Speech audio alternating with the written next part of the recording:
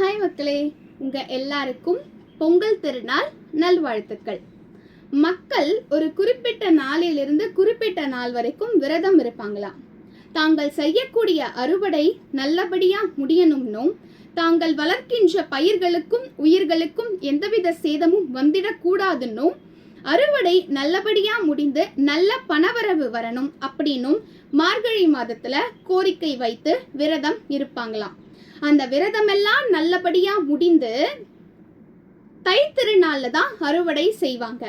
அதனாலதான் தைத்திருநாள் கொண்டாட்ட காலமா அனுசரிக்கப்படுது. கொண்டாட்டம் தொடங்குகின்ற காலமாவும் தைத்திருநாள் விளங்குது. இந்த தைத்திருநாள உத்தராயண காலம் அப்படின்னு சொல்றாங்க. உத்தர் என்பது ஒரு வடமொழி சொல். அதற்கு வடக்கு என்பது பொருள். அயனம் என்பதற்கு வழி என்பது பொருள். சூரியன் தெற்கிலிருந்து வடக்கு நோக்கி நகரக்கூடிய காலம்தான் இந்த உத்தராயண காலம்.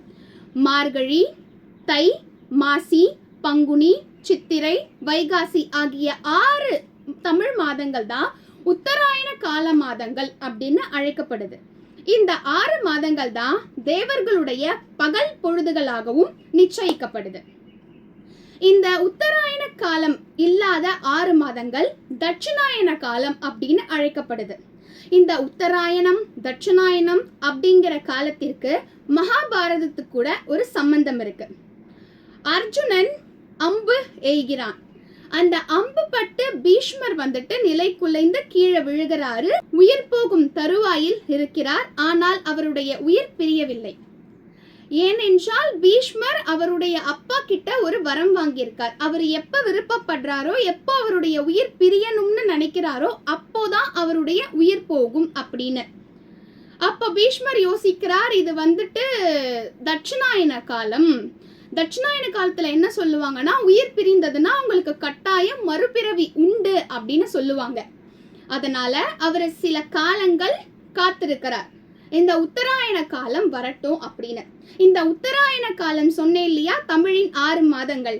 அப்போ உயிர் பிரிந்தது அப்படின்னா கட்டாயம் அவங்களுக்கு மறுபிறவின்னு ஒண்ணு இல்ல, மோட்சம் கண்டிப்பா அடைவாங்க அப்படின்னு. அதனாலதான் அது தொடங்கக்கூடிய இந்த மார்கழி தை ரொம்ப விசேஷமா அனுசரிக்கப்படுது. இதனால்தான் தை பிறந்தால் வழி பிறக்கும் அப்படிங்கிற ஒரு பழமொழி உருவாயிற்று. அறுவடை காலத்துல பயிர்கள் எல்லாம் நல்லபடியா விளைச்சலை கொடுத்து நல்ல பணவரவு வந்து மக்களுடைய வாழ்க்கை முன்னேற்றம் அடையும் அப்படிங்கிறதும், அந்த காலத்துல இறந்தோம் அப்படின்னா மறுபிறவி இல்லை, நிச்சயம் மோட்சம் உண்டு அப்படிங்கிறதையும், முக்கியமா இந்த பழமொழி ஏன் வந்தது அப்படின்னா, பயிர்கள் எல்லாம் அந்த விளைநிலத்துல ரொம்ப அழகா வளர்ந்துருக்கும், நம்ம போகக்கூடிய வழி அப்படிங்கிறது தெரியாது. அப்போ எல்லாமே அறுவடை பண்ணதுக்கு அப்புறம் அந்த பயிர்கள் எதுவும் இல்லாம நம்ம போகக்கூடிய வழி அந்த விளைநிலங்கள்ல தெளிவாக தெரியும். இதனாலதான் தை பிறந்தால் வழி பிறக்கும் அப்படிங்கிற பழமொழி உருவாயிற்று. மக்களும் அறுவடை செய்த பிறகு அந்த பயிர்ல இருந்து எடுத்த முழு முதல் பகுதியை வைத்துதான் புது பொங்கல் பானையில் இட்டு சர்க்கரை பொங்கலை செய்து மகிழ்வார்கள். அந்த படையலை கதிரவனுக்கு நன்றி செலுத்தும் விதமா படைப்பாங்க. படைத்ததுக்கு பிறகு தாங்களும் தங்கள் சுற்றத்தினரும் அக்கம் பக்கத்தினரும் முழுமையா சாப்பிட்டு மகிழ்ச்சியா கொண்டாடுவாங்க.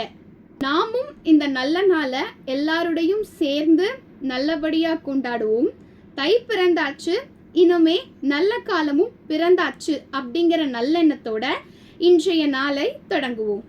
நன்றி, வணக்கம்.